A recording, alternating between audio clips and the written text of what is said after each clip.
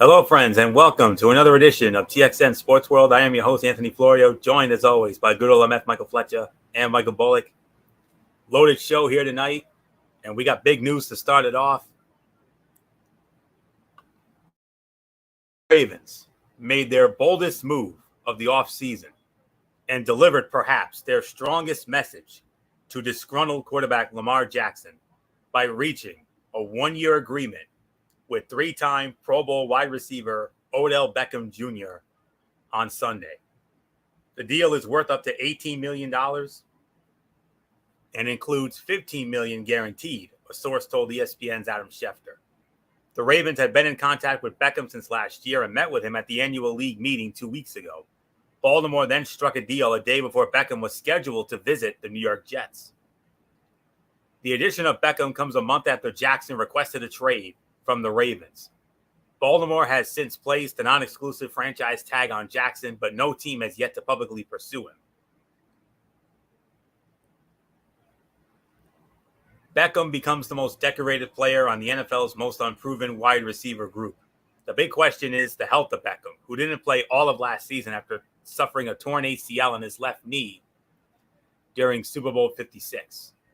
None of the Ravens' 8 wide receivers on the roster, Rashad Bateman, Nelson Aguilar, Devin Duvernay, Tylan Wallace, James Proche II, Andy Isabella, Bridges has ever had a 1,000-yard season. Beckham has registered 5 of them. Baltimore has ranked last in the NFL in receiving yards by wideouts in 3 of the last 4 seasons, in 2019, 2020, and last season. And adding wide receivers aged 30 and over, from Derek Mason to Anquan Bolden to Steve Smith Sr. Baltimore also has missed on older wideouts with Jeremy Maclin, Michael Crabtree, and Sammy Watkins.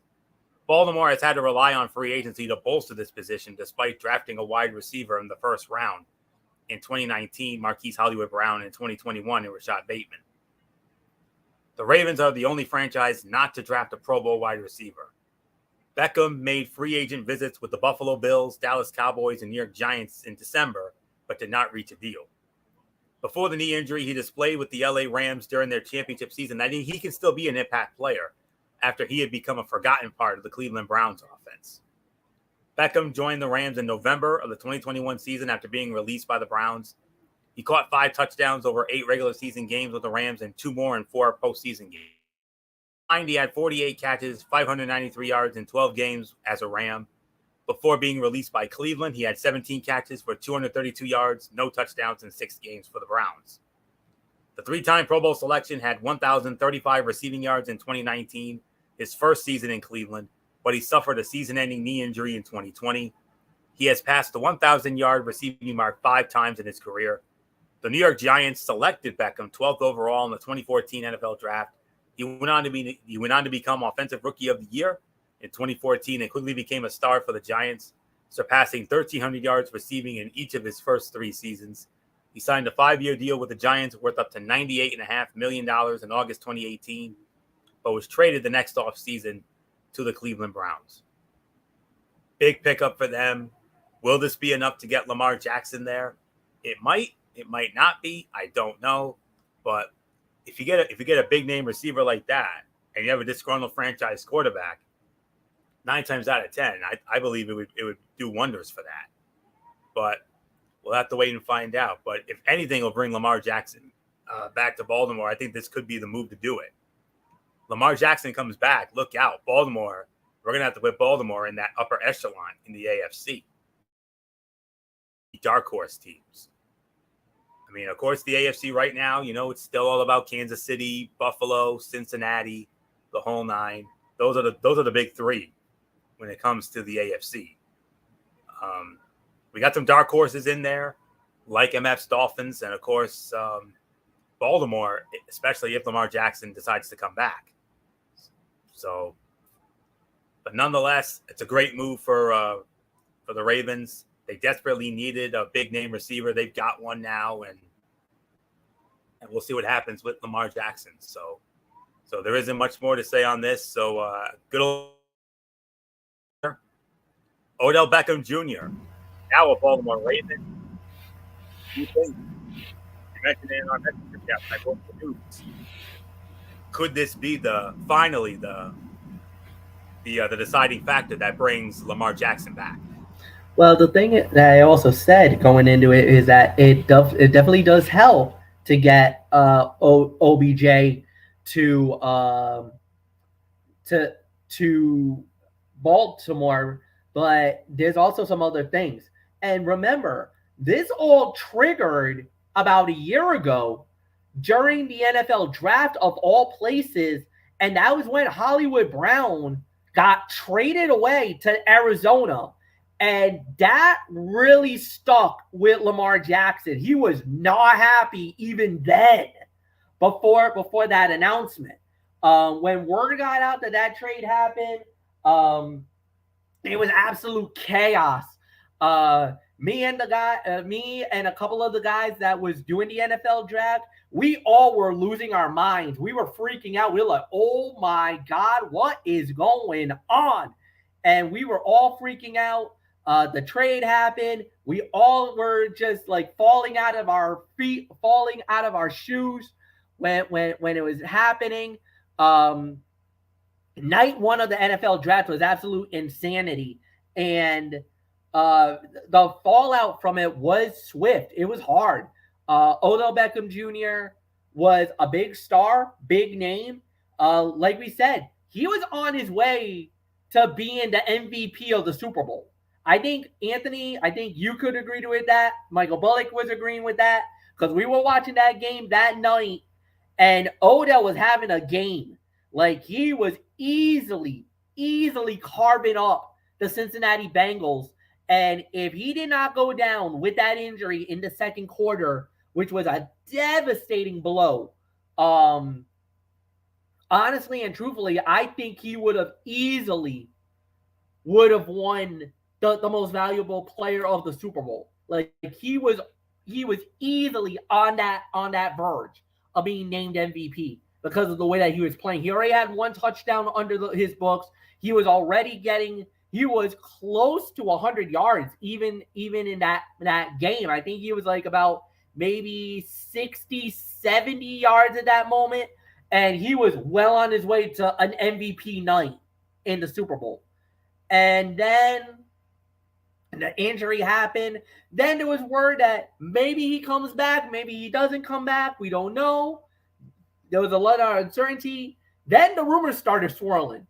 Dallas, Buffalo, Baltimore, the Jets. There were a number of teams that was trying to court Odell Beckham, and now here it is. He's a Raven. So, in the hindsight, this kind of cools the tempers a little bit because remember, right after, I think it was March 2nd, that was when word got out that Lamar Jackson demanded a trade. He wanted out of Baltimore. Now, all the teams were like, "Oh no, we don't want him. We can't do it. 2 first-round picks, this and that." Let me tell you, when that announcement came out, everybody did a 180, and now everybody's like, wait a minute now. You guys held out from us? Like, you guys were saying that, nothing was going on, and now you found out, Lamar wanted out on March 2, and you didn't notify this? Okay, I see how you're playing this, Baltimore. So now all of a sudden, now we're hearing all these teams trying to get Lamar Jackson. Believe it or not, even though the Jets are trying to court Aaron Rodgers, they're secretly from behind the scenes are talking to the Jets. So the Jets are talking to Baltimore about, hey, I heard Lamar Jackson wants out. Now, if we can't get this thing done with Aaron Rodgers and Green Bay's being stuck in the mud, maybe we talk to you guys about this. Imagine Lamar Jackson to the AFC East playing with the New York Jets. And I think all 3 of us are going to be Uncle Grumpy at that moment because then all of a sudden, holy freaking crap, the Jets are a threat. They're a major threat. That's a major problem for all of us. So we'll wait and see how it plays out. We don't know. But honestly, truthfully, this is a move to make sure that they appease Lamar Jackson. And there's some other pieces they still need to get. They're not done yet. I hope Baltimore doesn't think that by getting OBJ, you just satisfied Lamar Jackson. No, you have not. You need a running back. You need another wide receiver because that wide receiving core is pretty depleted. And you also need to get the offensive line help as well. So there's still some pieces you still need to fit in order to get Lamar Jackson fully committed to you guys. This is the first good step, but you still got ways to go. Not only that, but there's also one team I haven't even talked about that wants Lamar Jackson. A certain team from Foxborough. A certain team that is actually a loyal supporter of a certain panelist among this group. I'll leave it at that. Michael Bullock, it's all yours. OBJ is going to Baltimore. Good first step, but they're not done. But if they think that this is the final piece of the puzzle to keep Lamar Jackson, they got another thing coming. Rest assured.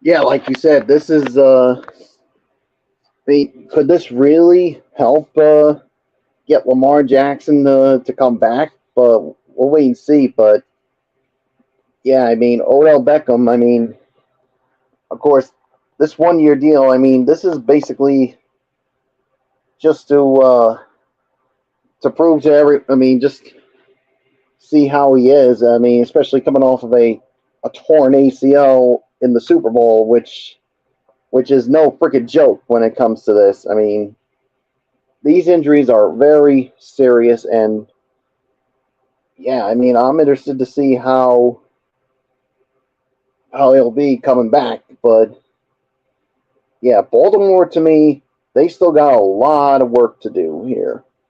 Don't think that this is the last of it, because they need some other things that they want to be up there with the defending champion Kansas City Chiefs, the Cincinnati Bengals. I mean, they still got some work to do, especially when it comes to Lamar Jackson. So we'll see what happens with that. But I like this signing, and I think this is basically for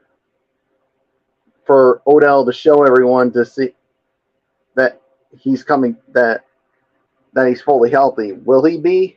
Only time will tell. So there's really nothing more for me to say on this. So let's move right along, Florio. And we stay with football, but we're going to the XFL. The XFL, we got week number 9 coming up, as this is the penultimate week. Next week is the regular season finale. Last week, we saw the DC Defenders and the Houston Roughnecks clinch playoff berths with wins over the Seattle Sea Dragons and San Antonio Brahmas on Easter Sunday. Meanwhile, the Arlington Renegades, who were 2-point underdogs against the Orlando Guardians, defeated Orlando and eliminated Orlando from the postseason. Week 9 begins on Saturday afternoon with a doubleheader starting at 12:30 between the Vegas Vipers and the Houston Roughnecks. After that, the Orlando Guardians will go on the road to face the San Antonio Brahmas at 7 p.m. on ESPN2. Sunday, doubleheader. We have the Arlington Renegades looking to solidify their playoff standing against the DC Defenders at high noon on ESPN.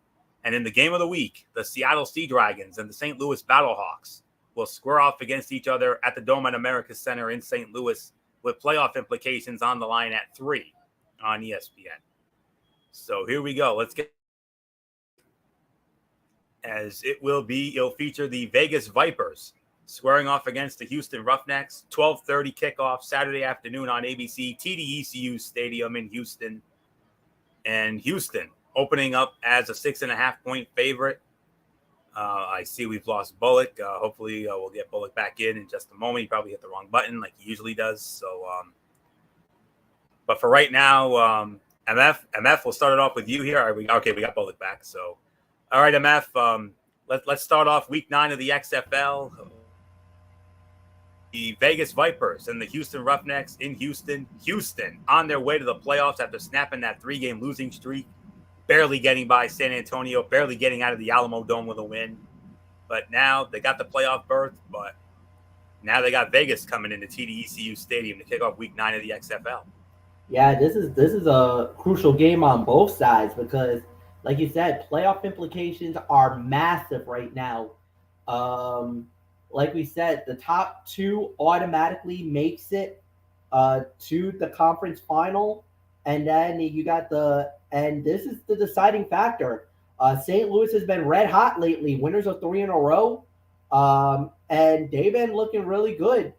Going at home now, going up against Seattle, who really needs this one. So this is a make or break game more than anything else. If St. Louis wins, then we have our final. The North Division final will be set as it would be DC versus St. Louis.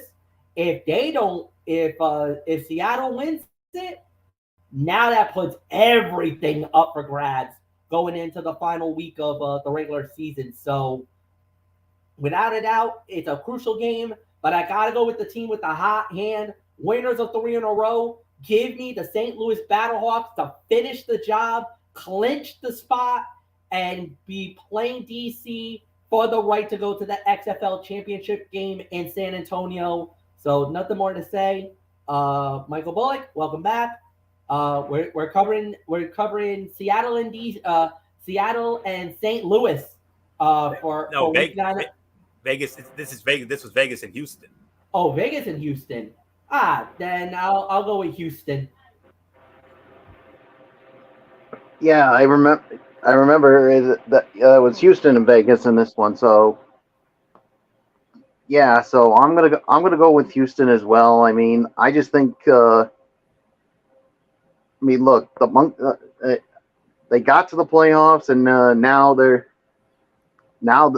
they really want to enter the playoffs on a roll to give them some of that positive momentum. So we'll see what happens with that. But I got Houston winning. It's yours. All right.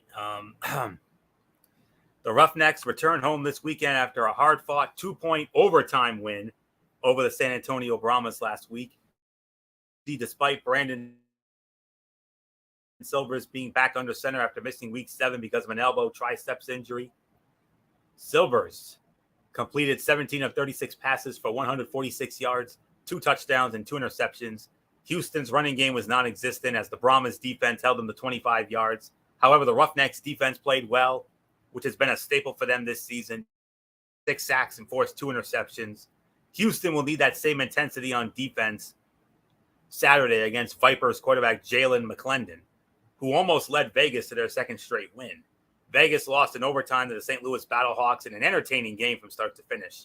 McClendon did not have standout star wide receiver Jeff Bidet, but still completed 13 of 23 passes for 159 yards and a touchdown. McClendon also had a fumble in the third quarter, but thankfully the Battlehawks did not score. He has brought a spark to the offense, and the Vipers will need it on Saturday. Houston will score points as they are scoring 23.3 points a game at home. However, I will roll with the Vipers. I'm going to roll with the Roughnecks to win this game. So I got the Houston Roughnecks winning this one. My final score, 23-18, the Houston Roughnecks over the Vegas Vipers. The other half of the Saturday doubleheader, 4 p.m. on ESPN, we got the Orlando Guardians squaring off against the San Antonio Brahmas, the Zonk game of the week from the Alamo Dome in San Antonio. San Antonio opening up as a 1.5-point favorites. Orlando, San Antonio, the Zonk game of the week, if you will, in the XFL. Who you got? Yeah, I'm gonna go with San Antonio in this one. So not gonna really get much into it since this is, like you said, Florio, the Zonk game of the week. So it's yours. After being short favorites last week against the Renegades, the Guardians are underdogs again as they prepare to face the Brahmas, whose playoff hopes are fading. Orlando had a chance to win last week against Arlington, but Quentin Dormady had 5 turnovers, 2 interceptions. He will have to clean up his mistakes against a solid Brahmas defense that's tied for 3rd in sacks with 20, but it's ranked 1st in tackles for loss, 56. Meanwhile, the Brahmas still don't have an answer at quarterback as Jack Cohn struggled under center. Veteran running back Jacques Patrick continues to truck along as he had 134 yards of total offense, 96 of that rushing, and a touchdown against Houston. If the Brahmas want to win on Saturday night or Saturday, be off the strength of their defense. If you love a low-scoring game, MF, you are in for a treat, as the under has hit 7 times for the Brahmas. The Guardians have a bottom 3 scoring offense at 19 points a game. This is a very tough one to call, but I'm going to take a chance on Orlando because of their offense being slightly better. So I'm going to say Orlando wins this game. My final score, 19-15. So not much more to say. MF, Zonk Game of the Week, Orlando, San Antonio. Who you got? I think I'm in an agreement here. I'm gonna go with Orlando as well. I kind of feel like they kind of not really had that really good of a year. And yeah, I think they got to clean up the turnovers. I think that's definitely the main factor.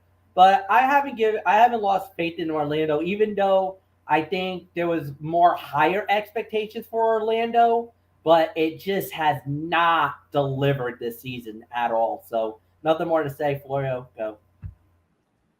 All right. Now we move on to the Sunday portion. Sunday, the Arlington Renegades squaring off against the DC Defenders. This is the number 2 game of the week right here from Audi Field in DC. DC opening up as an 8.5-point favorite. The Arlington Renegades will try to clinch their playoff spot on Sunday against the DC Defenders, who went up to the Pacific Northwest and defeated the Seattle Sea Dragons in a shootout last week. Arlington started Luis Perez under center, who was an upgrade over Drew Plitt and Kyle Sloter. Perez completed 16 of 25 passes for 190 yards with no touchdowns, but no interceptions either. If the Renegades want to pull off the monumental upset on Sunday, they will need Perez in the passing game to put up points. The Defenders' defense has given up their fair share of points over the last 2 weeks to the Guardians, 36, and the Sea Dragons, 33. However, DC should play better at home, where they are allowing 22.5 points a game. The Renegades' defense will be ready for the dual offensive attack of the Defenders, but it won't be enough as Tiamu and company pick up their 8th win on the season. I'm going with DC to win this game. Final score, 22-13, DC over Arlington. So, MF, your thoughts on Arlington and DC, our number 2 game of the week in the XFL Week 9. Yeah, and with DC already clinching a spot in the semifinal, there's really nothing much to play for if you honestly think about it. Obviously, you want to keep the momentum. You want to have and maybe you might want to get the home field for that semifinal matchup. But as far as it goes, if Arlington wants to play, if Arlington comes out and plays really well, they could steal that game and really make things interesting, because with Arlington if Arlington wins this game, they're in. They clinch a spot in the South. They get the South Division. They go to the South Division finals and they face off with Houston, because then at that point, San Antonio, which is the other team that has a shot to get in, but they would need to literally pull the inside straight to get it. They would basically be shut out. So if Arlington wins, that's it. It's over. It's done. And they clinch. DC's already in. They really don't need to play for this. But the only thing that they would, a win on Sunday would just clinch the fact that the home game, the North Division final, would be held in DC. And what that means, the longest, that beer snake, get ready, boys, because you're gonna have it at Aldi Field in DC. So I'm gonna go with DC to win it because of the implications of this game. Would I be shocked if Arlington steals it? No, but I do believe they'll get the job done. So give me so honestly, truthfully, give me DC to win it. Bullock, it's yours. Yeah, I'm with you guys on this one. I'm going with DC to win this one as well. So there's really nothing more to say on this. So let's move on to the next game, which I think will be on Sunday. Yes, it's the second half of the Sunday doubleheader, and it's the game of the Seattle Sea Dragons squaring off against the St. Louis Battlehawks from the Dome at America's Center in St. Louis. I don't really have a spread for this one. But nonetheless, Seattle in St. Louis and MF, we started off with you here. It is the game of the week in the XFL. Huge implications for both teams, Seattle and St. Louis. With that crowd at the Dome at America's Center, which is the best crowd in the XFL, hands down, how can this not be the game of the week? So MF, my question to you is, who do you got in our game of the week? Seattle and St. Louis, and that crazy and wild atmosphere in the Dome at America's Center. It has become the spot of all spots for the XFL. Every game has been averaging over 38,000 per game. That is the largest and the most wildest. This is why when the XFL got reborn, this is why they wanted it in St. Louis, for these kind of moments, for these kind of games, for this crowd that's football rich. And I mean it, football rich. And this is why they wanted it. They wanted it for the fans. They wanted it for the city. They know that they have football in their blood. And the thing is, when we heard that St. Louis was getting the XFL, a lot of us were very excited. And we were like, man, what's it going to be like? Hopefully they'll deliver. Oh, man, have they delivered in spades and everything else? For me, I'm happy that it's back in St. Louis because they deserve this kind of football. You know what? The NFL did them dirty years ago when they left for LA to go to Inglewood and go to and literally take the St. Louis Rams and made them the LA Rams. Even though they won the Super Bowl and everything else, trust me, the way that the NFL did St. Louis dirty, I am shocked that it was that long. And trust me, the bad blood between the NFL and the city of St. Louis is real. The mayor opened fire on Stan Kroenke, on Roger Goodell, and the NFL brass about what they did. And he did not hold back. That was a politician that was angry, and boy, did he voice it. There was no politics. There was nothing. It was raw emotion and raw anger that was coming from that point. And when the second iteration of the XFL that was ran by Vince McMahon, he brought St. Louis back, the football back to them, and they came in droves. Then with the greatness of Dwayne Johnson and Danny Garcia, for them to bring it here, it's been a gold mine. The XFL in St. Louis has been a gold mine, and they have done an incredible job with how they've been running the league, and I'm very happy. And you know what? With the way that they've been playing, they deserve this moment. At home, with everything on the line, a victory here guarantees them a shot at the title, the division championship, and an opportunity at the XFL title. Give me St. Louis at home to win it all.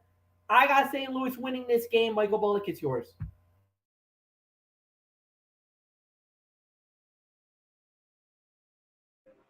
Oh man, how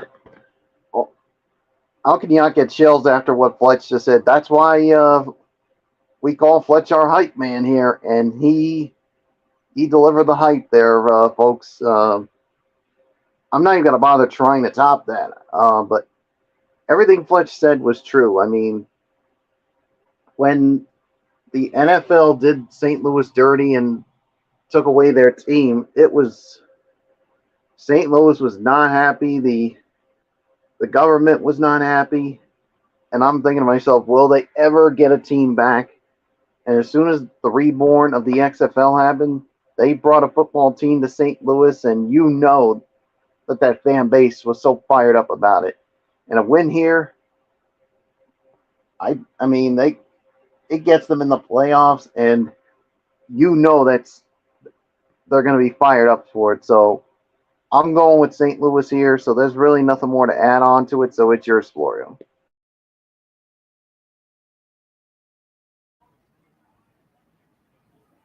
In the final game, there's a battle for second place in the XFL's North Division as the Seattle Sea Dragons will head to the Dome in America Center to play the St. Louis Battle. This currently holds a one-game lead over the Sea Dragons for the second and final playoff spot in the North Division. These two teams played each other back in week 2 when the Battlehawks won in Seattle 20-18 thanks to late game magic from A.J. McCarron. St. Louis will hope to have McCarron for Sunday's matchup after missing last week's game against the Vipers due to injury. Nick Tiano filled in nicely for McCarron thanks to his dual threat ability. St. Louis will need McCarron's passing prowess against this Ron Zook-led Sea Dragon defense. As for Seattle, Ben DiNucci played well, throwing for 301 yards, 3 touchdowns, and an interception. DiNucci found Jakor Pearson for a touchdown with 31 seconds left in the game, but the Sea Dragons could not convert the 2-point conversion to take the lead. The Battlehawks have played well at home this season, scoring 21.6 points a game. And some people actually like Seattle to pick up the road win to make week 10 and to make next week interesting in the XFL, but I don't. I like St. Louis to win this one, but if Seattle were to steal one here, I would not at all be surprised. But 24-22, that's the final score. I think St. Louis will win it in front of that rabid fan base. So that's all there is to say when it comes to week number 9 of the XFL. And we move from one spring football league. The USFL has returned for another season. And now we have some interesting things that have come out of this.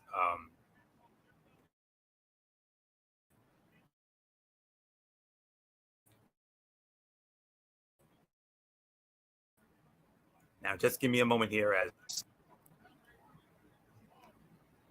my thing's a little slow. I do apologize for that. So, all right. So with that being said, let's dive on in to the USFL now. This is here's the story. This is what we need to know about the USFL. It starts this Saturday, and it's done something that spring football leagues have not done often in their history, coming back for a second consecutive season. A lot has changed across the USFL since MF's Birmingham Stallions won the championship last July. Half of the league's head coaches have changed, while roster turnover has been rampant as teams have lost talented players to the NFL and the XFL. Even still, there are plenty of quality players left on rosters, and that should set the USFL to have a strong second season. So here it is. The USFL is a spring league startup that began play last year. The league ran an entire 10-week regular season and a 2-week postseason in 2022, and will now be returning to action with a similar schedule here in 2023. The rebooted USFL is unrelated to the first edition of the USFL, which played from 1983 to 1985 before it shuttered after planning to compete with the NFL on a fall schedule. The newer spring league does use the same team names and branding as the original league, but it shares no affiliation with its original owners. The USFL season began last year on April 16th.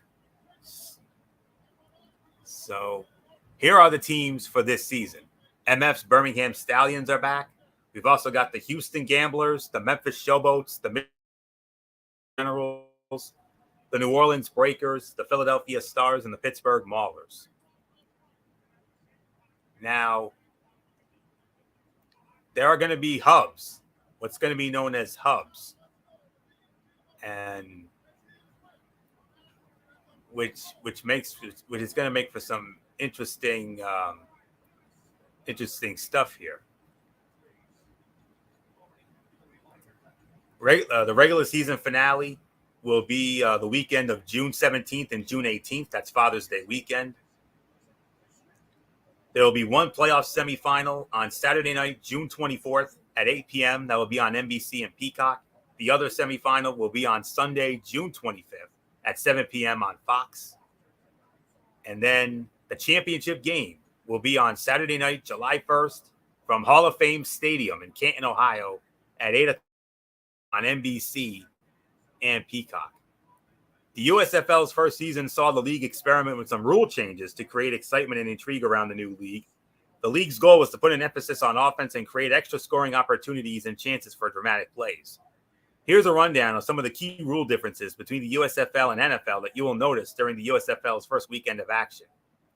The USFL will allow teams to attempt a 3-point conversion from their 10-yard line if they desire. Teams will also have the option of attempting a traditional extra point from the 2-point conversion from the 2-yard line. Once a team decides which conversion it wants to attempt, it cannot change its mind unless it calls a timeout. Additionally, if a team attempts a 3-point conversion and it is returned for a score by the other team, it's worth only 2 points. USFL will utilize a 35-second play clock and a 25-second clock after administrative stoppages. NFL currently uses a 40-second play clock, so this change should hypothetically create more plays. And additionally, the USFL is planning to stop the clock after first downs during the final 2 minutes of the second and fourth quarters. This will allow teams to save time on 2-minute drills and create a better 2-minute drill scenario. And finally, the league is also planning to keep the game clock running even after incomplete passes, save for the final 5 minutes of each half. They do that because they want to keep the running time of the games to 3 hours or less, per Mike Pereira. USFL teams will be able to try onside kicks if they desire, but there's another alternative to them. Teams can also choose to run a 4th and 12 play from their own 33-yard line, 8 yards ahead of where an onside kick would be attempted.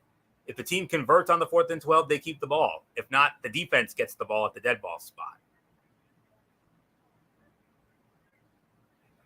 USFL is taking inspiration from both college football and the NHL by instituting a shootout for overtime games. What will that entail? If the game is tied after regulation, the teams alternate 2-point conversion attempts from the 2-yard line in a best-of-3 series. If no winner is decided within 3 attempts, we go to sudden death.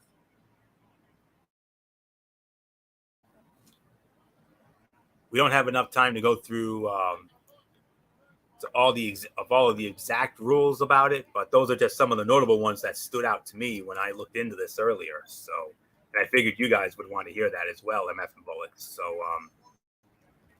actually, some of those rules are actually already been implemented in the XFL. Actually, most notably, the overtime rule, the 3 opportunities, the 2-point conversions, where the 3 opportunity where you get 3 shots at the, but I think it's not from the 2. I think it's from the 5-yard line in the XFL. So yeah, and we got to see it twice, and not bad. I think this. I like what the USFL has done. They are integrating a little bit from the XFL. Like, you can see some of the similarities with certain rules. But yeah, I think, but in order for the game to be finished within 3 hours, trust me, that's a major plus for all of us if that can happen. All right. Now, I mentioned about hubs. Well, there's a Michigan hub, there's an Ohio hub, an Alabama hub, and a Tennessee hub. 2 teams are going to share stadiums. Oh, yeah. So here we go. 4 teams in the North Division. That's Michigan, Philadelphia, the Michigan Panthers, the Philadelphia Stars, the New Jersey Generals, and the Pittsburgh Maulers. They represent the North Division. The Birmingham Stallions, New Orleans Breakers, Houston Gamblers, and Memphis Showboats represent the South Division. For example, the Michigan Panthers and the Philadelphia Stars are going to both play their home games at Ford Field in Detroit. The New Jersey Generals and the Pittsburgh Maulers are going to share Tom Benson's Hall of Fame Stadium in Canton, Ohio. MF's team, the reigning champions, the Birmingham Stallions, along with the New Orleans Breakers, they'll both be playing at Protective Stadium in Birmingham, Alabama. And the Memphis Showboats and the Houston Gamblers are going to both share the Liberty Bowl in Memphis. So there's that. So with all that, let's get into some predictions here, gentlemen. Week 1 of the USFL, and it starts Saturday afternoon at 4:30 on Fox with the Philadelphia Stars squaring off against the Memphis Showboats. And if I recall correctly, I think MF led off on the last XFL pick, so Michael Bullock gets the first crack at the USFL. So, all right, Bullock, the Philadelphia Stars and the Memphis Showboats at the Liberty Bowl in Memphis. Who you got to kick off the USFL second season? Yeah, this is going to be a pretty interesting season here. I cannot wait to see this. I mean, especially with this game here. I'm actually going to go with Philadelphia to win this one. So there's really nothing more for me to say. It's yours, Florio. And Bullock makes a good pick here because the Philadelphia Stars upset the New Jersey Generals to get into the championship game last year, as Philly caught fire late in the season. Cook broke his leg in that final game, but he is back to shine for the Stars. The Showboats, on the other hand, went 4-6 last year when they were the Tampa Bay Bandits, despite many expecting them to be one of the best teams in the league. Memphis lost its quarterback in Jordan Tiamu, who's now in the XFL. It instead will start the hometown boy, Brady White. With Philly bringing back some important pieces, I'm going with Philly to win this game as well. So I got the Philadelphia Stars winning this one. They're a 2.5-point favorite, by the way. So Philly wins. I say final score 20-16. So MF, Philadelphia, Memphis. Who you got? Yeah, and Philly was 6-4 last when they did this in the first season. 6-4 last year, actually made it to the playoffs. I kind of feel like this is Philly's year too. I think they're gonna have, like you said, they basically picked up right where they left off. So I got really nothing more to add here. So give me Philly to win this one as well. And Anthony, game number 2. And it happens to be the game of the week as far as I'm concerned, because these were the two best teams in the USFL last season. It features the New Jersey Generals squaring off against MF's team, your reigning, defending, undisputed USFL champions, the Birmingham Stallions.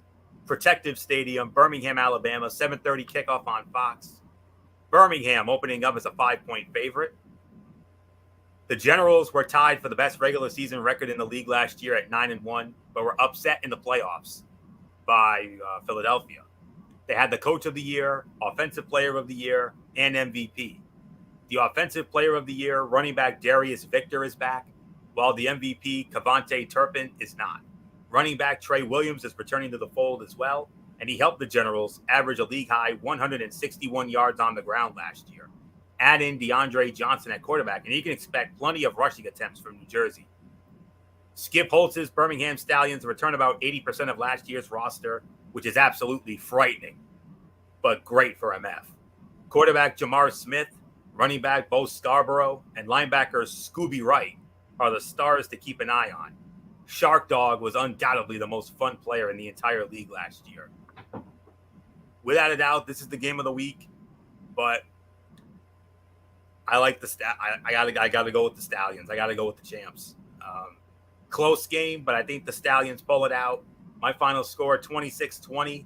The Birmingham Stallions start defense of their championship with a win as they raise that USFL banner into Protective Stadium on Saturday night. So there isn't much more to say. MF, the game of the week for week 1 of the USFL, New Jersey and Birmingham. And I'm very curious, what was it about the Birmingham Stallions that made them become your team? I just like the attitude. And Bo Scarborough is one of those guys. I've been following his college career. He's a good guy. And Scooby Wright, just the name just like it, I don't know what it is, man. There was something about this team that just caught my eye, and I don't know what it was. I was riding, man. The next thing I know, man, I was riding with the Stallions and rode that horse all the way to the championship, and I'm like, yo, let's go. So I don't know, man. There was something about Birmingham that, seeing that crowd at that stadium every game and how loyal they were. And now we're going to get to see it again. The trophy's going to be in that house. The banner's going up. It's going to be a crazy night. And I got to say, have you gotten the chance to see the rings, the championship rings for Birmingham? Oh my God, I got to find you the photo. It is beautiful what they did. The championship rings for the Birmingham Stallions is amazing. They outdid themselves. Well done, amazing job. Nothing more to say there. Now, as far as this game goes, obviously game of the week. If you're the Generals, New Jersey Generals, you're thinking last year was the year we could have won it all. And a lot of people, even in the USFL, was penciling this as the championship game. A lot of people thought it was going to be New Jersey versus Birmingham at the end. So for this to be the first game of the season is a major test for Birmingham. Right out of the gate, they're getting tested with literally the best team of the North. So we could have a preview of the championship game this year. This could be the final at the end of the season. We don't know. We'll have to wait and see how it plays out, obviously. But I got to go with Birmingham as well. I think Birmingham wins this one. So, you know us. Whenever a championship team gets the banner, the ring, and it's opening night, you play a little extra. You're going to have a little oomph in the step. You just hope and pray, and I'm truly honest, you just hope and pray that there's not a championship hangover, that that Birmingham is not caught up in the moment, and that they can get the moment, have it, cool down, and then focus on the job at hand. Because there's been some times where a champion comes out flat on opening night. Very rare you see it in the NFL. I see it a lot more in the NBA or in the NHL when you get the championship first night and then you lay an egg right then and there. So could it happen? Possible, but I'm pretty sure that that Birmingham will win it. So Bullock, is yours.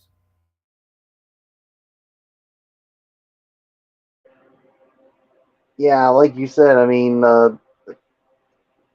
this could be a preview of the championship game this season. Now, will it pan out? We'll have to wait and see. But I'm with you, Birmingham. I mean, I got to go with Birmingham Stallions to win this one as well. So let's move right on to the next game.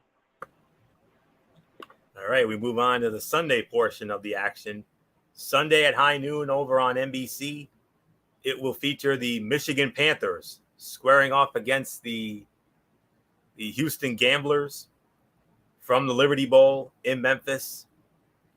And this game is being listed as a pick'em game. So, all right. So there isn't much more to say here. MF, pick'em game here with Michigan and Houston at the Liberty Bowl to kick off the Sunday slate. Yeah, absolutely right. Pick them, like you would say.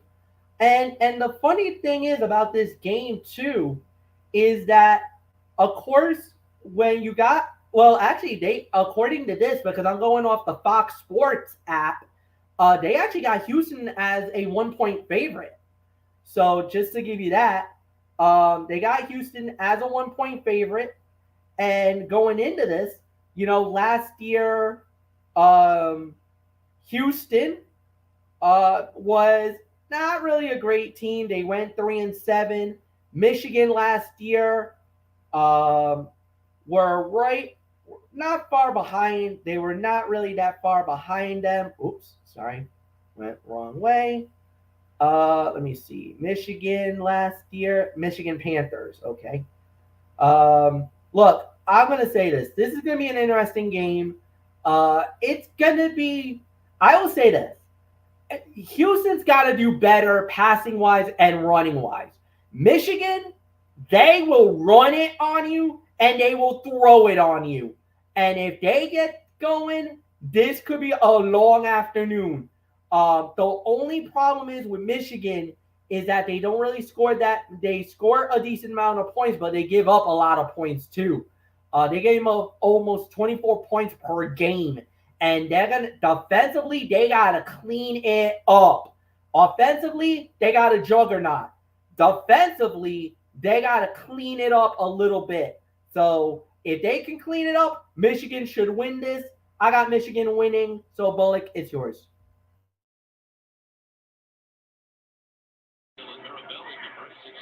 Who did you go with, Fletch?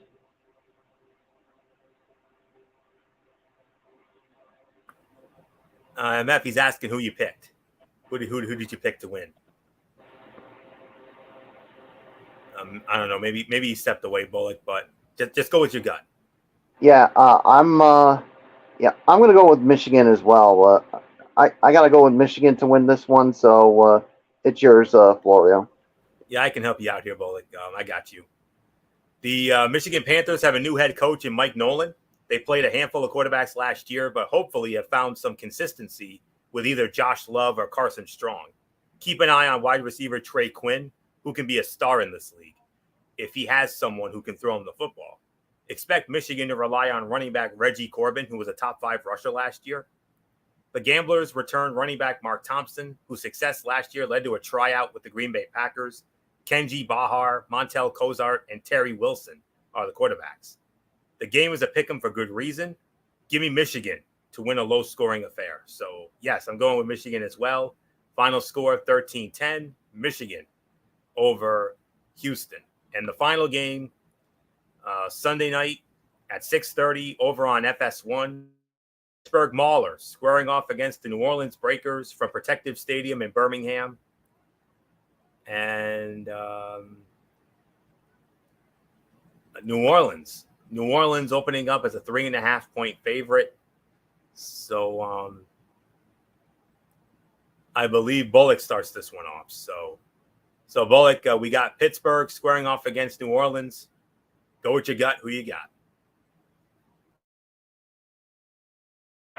Yeah, I'm gonna go with New Orleans to win this one. I mean, they are the favorite, and I think they're gonna win a really close one here. So New Orleans wins. It's yours. The Maulers' offense was hard to watch last year, and it's unknown who the quarterback will be. My best guess is James Morgan out of Florida International University. Expect them to run the ball with Garrett Groshek and Madre London, who both were on the team last year. One headline for Pittsburgh is the return of linebacker Reuben Foster to the gridiron. The former first-round pick of the San Francisco 49ers is back playing football after suffering a terrible knee injury with the then Washington football team. The Breakers no longer have Kyle Sloter on roster, so new coach John DeFilippo will be working in a new quarterback. The offense may struggle early, but the defense looks good on paper. With all that being said, I'm going to take Pittsburgh to cover the small number, but I got the Breakers winning the game here. New Orleans wins. My final score is 17-14. It's the New Orleans Breakers who come out on top in this one. So I'm going to take it home for the USFL. Yeah, I totally agree. I think it's going to be New Orleans as well. Actually, you went with Pittsburgh, right? To cover the spread, I walked into that one. Breakers. Oh. I got the Breakers winning this one. So you got the Breakers. Yeah, all right. I'm with you. I got the Breakers as well. So there's really nothing more to add. So, Anthony, it's yours. All right. So with that, that concludes the USFL Week 1 preview. MF, I don't know if you have your UFC 287 notes ready, but if you need time to get those ready, I will be more than happy to. I will have that in 1 second. Okay. So, of course, with the recent merger between UFC and WWE, we will be covering a lot more UFC on this show, as MF laid out the groundwork for that on our last show last week. So, all right, let's go. All right, so with that, I am now going to turn the mic over to good old MF Michael Fletcher as he is going to recap UFC 287 from Miami, Florida. And MF, from what I understand, I heard it was a very good show. Yeah, very good event, to say the very least. We started out with, well, I'm going to go with the main card. Or I'll go with the prelims before we get to the main card. So there were a couple fights that we did have. Excuse me.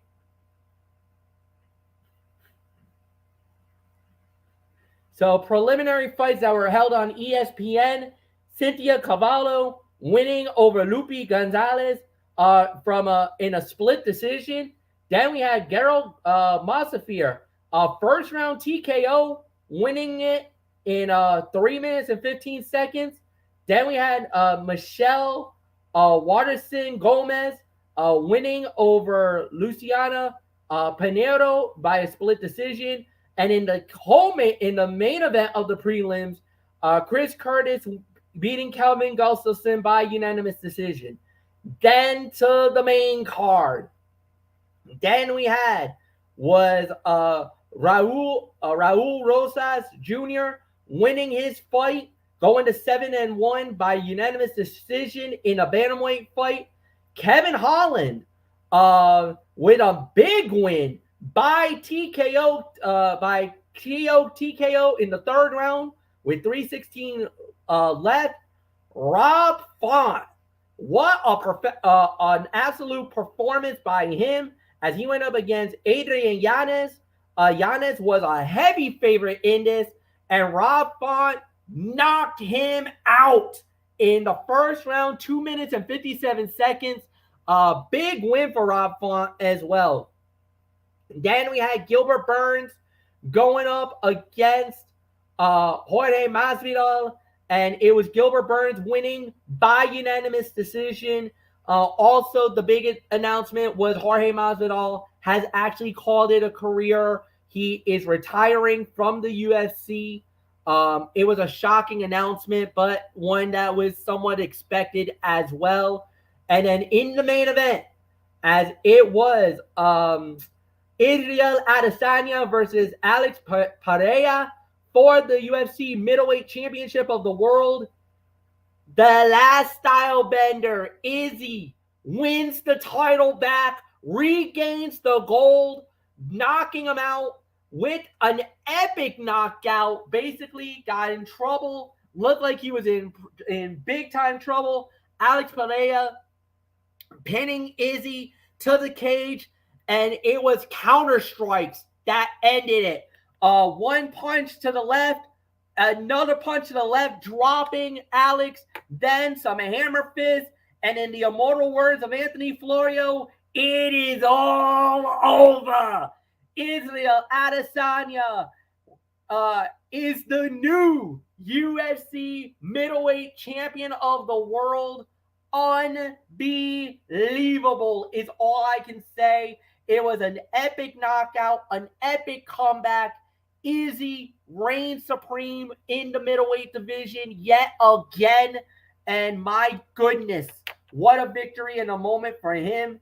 So now it leads us to the new fight this week, UFC. It's UFC Fight Night. And this one will be from the T-Mobile Center in Kansas City, Missouri. And preliminary fights will be on ESPN Plus. And the main card, 5 fights, main card on ESPN, 8:30 start time for this event. And here is the main card. It's 6 fights on the fight card. And we start out with, Rafa Garcia. He's going up against one of my boys, Clay the Carpenter Guida. If you've never seen a Clay Guida fight, get freaking ready. Because Guida Oh my God, this guy is a nut. Every time he's in the octagon, he goes balls to the wall. No pun intended, but this guy goes for punches, for kicks. You're not going to see much takedowns. You're not going to see much head movements or anything else. What he likes to do, he likes to go flat out brawl. He will go swinging on the sword more than anything else. If you don't know what I'm talking about, talk about the fight that he had with Benson Henderson, or another great fight when he went up against Chad Mendez. Those two fights alone made Clay Guida the international star that he is in the UFC. It made him a legend in the UFC as one of the craziest and wild men in the UFC today. And for him, he's still fighting, still going at it, and he gets another fight on this fight card. Kansas City, you're in for a treat with Clay Guida. That's all I'm going to say about that. Next fight we have is Chris Gutierrez versus Paulo Moza. Good. This is going to be an interesting matchup. Two up and coming bantamweight guys. So this will be a very good, interesting fight. Then we got Tannen Bowser versus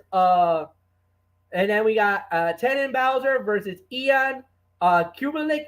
This is in the light heavyweight division. Of course, another ranked fight. These are two guys that's outside of the top 10. A winner here might get into the top 10 and maybe could go up the ladder more than anything else. Then we have ourselves a triple main event that's really good. First off, Dustin Jacoby, Jacoby, and he's going up against one of the baddest dudes in the light heavyweight division, undefeated Khamzat Chimaev. If anybody knows Khamzat Chimaev, this dude is an animal in the UFC. He has been a terror lately. He's undefeated, has not lost a fight yet, and now he gets a really good up and comer. Could Khamzat do more damage like he does going up the ladder? He's undefeated. We'll wait and see how that comes out. Then we have another legend in the UFC, Edwin Barboza. He's going up against Billy Quintero. That's in the featherweight division. Edwin Barboza, if you know Edwin, he is one of the biggest names in the UFC today. He's a former featherweight champion in his own right and has had some great moments in his UFC career. Edwin Barboza is without a doubt one of the most recognizable figures. He has lost the last two fights, which is a little bit unfortunate. He needs to, he is coming off of the last two losses in his career and is now looking to try to bounce back, as we would say. And we'll wait and see how that plays out. So, Edwin Barboza now gets an opportunity, and he is fighting in the co-main event. And then in the main event of the evening, as it is Max Holloway. He is going to go one-on-one with Arnold Allen. Arnold Allen, 19 wins and 1 loss in his career. And as a matter of fact, you want to talk about a fight streak, guys. He has won the last 10 fights in a row. He has not lost. The last time he lost, believe it or not, was not even a UFC event. It was called Cage Warriors Fighting, and he lost on June 7th, 2014. Ever since then, he's been in the UFC. His first fight was UFC Fight Night, and that was in 2015. He has not lost a fight since debuting in the UFC. He started in 2015. Think about that. 2015, and he has not lost a fight yet. His last 2 fights, he's won by knockout. So, I mean, the Arnold Allen is going to be a problem. And if you're talking about a really good fighter or one of the best in the game, you got to call about Max Blessed Holloway. He did lose his last fight, which was actually a world title fight. Lost it by unanimous decision, but he is coming off. He did lose 2 fights. The last fight was a championship fight against Alexander Volkanovski. He did lose that fight. However, he's won the last 2 fights previous before then. They were both by decisions. So yeah, that's it, guys. So nothing more to say. That's your fight card. We'll have more next week for you guys. So until then, Florio, back to you. All right, very good, MF. Great job on that as always. And now it's time for our main event of the evening, which is our preview of the first round of the NBA playoffs. We'll only have previews for 6 of the 8 first round series because the other 2 involve the number 1 seeds and involves the whoever comes out as the 8 seeds. So there won't be much of a preview when it comes to those. We'll save those for last. So we're gonna, because they're probably gonna start the latest, I'm sure, on both ends. So let's start it off with our first series, which will be the series that will lead off the NBA playoffs this Saturday afternoon at 1 p.m. as it will feature from the Eastern Conference, the number 3 seed in the Eastern Conference, the Philadelphia 76ers, and they're going to be squaring off against the number 6 seed, the Brooklyn Nets. So, best of 7 series. The 3 things to watch. Number 1, how the Nets guard Embiid. Nick Claxton has the length to bother Embiid to a certain degree, but this is obviously a tough matchup for the Nets. They switched a lot of Harden Embiid screens in their one post-deadline matchup in which Embiid played, putting smaller defenders on the Kia MVP candidate, who finished with 37 points on 12 of 18 shooting and 12 of 13 from the line. But it wasn't the Sixers' most efficient game overall, and the Nets led by 9 points in the fourth quarter before scoring just once on their final 12 offensive possessions. Number 2, can the Nets find a weakness? Bridges has hit a new level offensively with the Nets, but 84% of his buckets have been assisted, and he's not necessarily an isolation player. He's averaged 2.1 ISO possessions with Brooklyn, who's going to attack the weaker defenders in Philly's rotation. Sixers will give up some points in transition, but the Nets, who ranked 23rd offensively after the trade deadline, will need to find ways to score in the half court. So Spencer Dinwiddie, an ISO player who can run hot or cold, could really determine if the Nets have a chance to compete in this series. And number 3, Embiid off the floor. The Sixers never found a backup center that they can consistently rely on, and they've been outscored by 0.6 points per 100 possessions and 652 total minutes with James Harden on the floor without Embiid. They should be able to survive Embiid's minutes off the floor against the Nets, who had a bottom 10 bench after the trade deadline. But should they advance, their ability to stay afloat when their star rests will be under further scrutiny. We should learn early on how deep Coach Doc Rivers wants to go with his rotation and who he's counting on to keep them afloat. The X factor is Brooklyn's three-point shooting. The Nets saw a jump in three-point rate after trading Irving and Durant from 37.6%, 16th highest prior to the trade deadline, to 43.7%, 5th highest after it. Assuming that the Nets are going to lose the battle inside the arc and at the free throw line, it would not be a surprise if that rate was at or above 50% in the series, or if they use lineups with no centers and 5 shooters. It's a make or miss league, and the Nets will have a chance if they can make a bunch of threes. After the deadline, they went 9-1 when they made 15 or more threes and 4-14 when they didn't. The number to know is 10. Joel Embiid is just the 7th player in NBA history to average at least 10 made free throws per game, totaling 661 in his 66 games this season. His free throw rate, 58.1 attempts per 100 shots from the field, was down from last season, 60.2, but still ranked 4th among 180 players with at least 500 field goal attempts. And he's 85.7% shooting from the line, was the best mark of his career. Embiid's effective field goal percentage, 57.3%, and true shooting percentage, 65.5%, were also the best marks of his career, largely because he was more effective in the paint. He took 59% of his shots in the paint, up from just 51% over the last 3 seasons. And his field goal percentage in the paint, 63.2%, was a career-high mark by a healthy margin. Some credit goes to James Harden, who assisted on 174 of Embiid's 491 field goals in the paint, 41 more than all other Sixers combined at 133. Overall, Harden's 244 total assists to Embiid were 89 more than any other player in the league that had to a single teammate.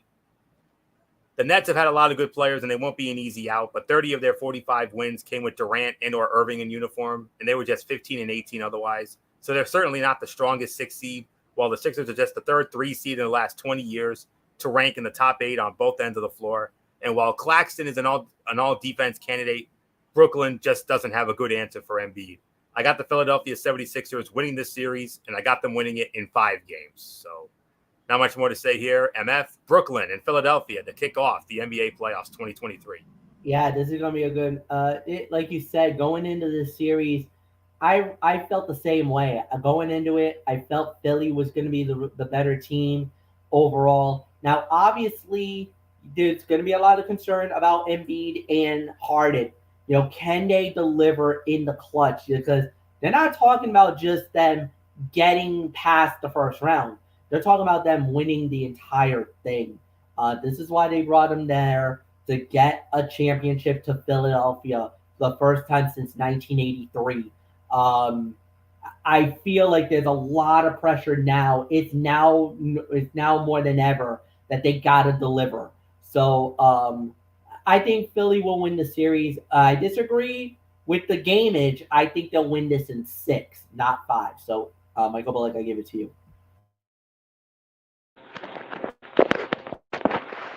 Yeah, I'm with the majority. I'm going with the Philadelphia 76ers to win this series. But I'm with Florio. I think this is going to be a 5-game series. I mean, because I just think New Jersey, the Brooklyn Nets, I should say, they're gonna have a tough time trying to defend Embiid, and they're just not the same team. Especially even though it was good that they got rid of Durant and Irving, but yeah, I just don't see how they can match up with them. So I got the Sixers winning in 5 games. It's yours, Florio. All right, the next series that will start that series will start Saturday afternoon at 1 p.m. Brooklyn and Philadelphia, 1 p.m. over on ESPN. Next game, which will also be on ESPN at approximately 3:30. It'll feature the number 2 conference, your reigning, defending, undisputed Eastern Conference champions, Michael Bullock's Boston Celtics, as they will open up at the TD Garden in Boston when they host the number 7 seed, the Atlanta Hawks, who pulled off a stunning upset against the Miami Heat the other night as part of the play-in tournament. So, and by the way, Philadelphia has the home court advantage against Brooklyn. That series will start at Wells Fargo Center in Philly, Saturday afternoon at 1. Saturday afternoon, 3:30, TD Garden, Boston. The Celtics open up defense of their Eastern Conference championship against the Atlanta Hawks. MF, who you got? This one's pretty easy. It's Boston. I just don't see them making any headway here. I know they didn't have Trae Young in the first. I think Trae Young was there in the first game and everything else, but regular season, they dominated. Boston won every game during the regular season. I just don't see anything. With Brown, with White, with Tatum, with that defense, I just don't see how Atlanta's going to make any dents on that ferocious Boston team. Boston's got something to play for this year. They got all the way to the finals last year, only to lose. They're on a mission now more than ever. So for me, this is an easy call. And as a matter of fact, I'm going to make a bold statement here. The Celtics wins in a sweep. 4-0. Boston advances to the next round. So, Michael Bullock, it's yours. And like you said, Fletch, this Celtics team is on a mission this year to get back to the NBA Finals and to finish what was left unfinished. Thanks to the Golden State Warriors, they want to get back. Finish their story, if you will, a la Cody Rhodes, right?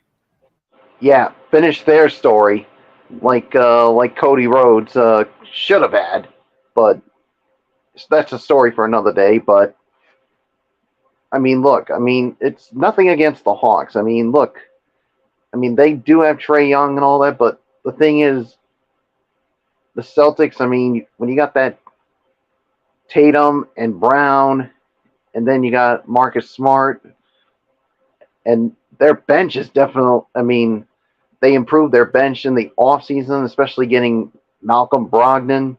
So this team is so motivated. They are motivated to get back to the finals and finish their story this season. And this is going to be the first step for them. And I'm going with Fletch. The Celtics win this series, and I think it's going to be a clean sweep for them. I just don't see how Atlanta can match well with this Celtics team.